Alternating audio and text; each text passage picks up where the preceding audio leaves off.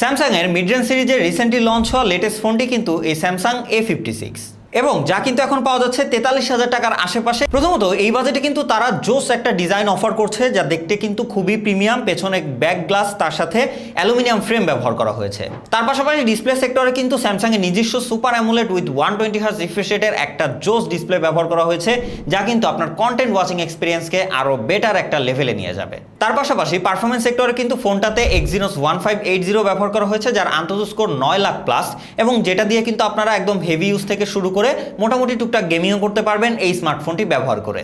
রেয়ারে রয়েছে বেশ ভালো ক্যামেরা সেটআপ, যা দিয়ে কিন্তু জোস কোয়ালিটির পিকচার আউটপুট পাবেন ডে লাইটে। তার পাশাপাশি এটা দিয়ে পোর্ট্রেট নিতে পারবেন বেশ ভালো, এবং 4K তে ভিডিও রেকর্ড করার সুযোগ রয়েছে এই স্মার্টফোনের ক্যামেরা দিয়ে।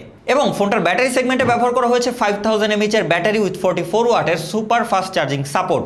এবং তার পাশাপাশি স্যামসাং প্রমিস করছে 6 বছরের ওএস আপডেট দিবে তারা এই স্মার্টফোনটিতে। সবকিছু মিলিয়ে স্যামসাং লাভারদের জন্য কিন্তু এই বাজেটে বেশ ভালো একটা ডিল এই A56।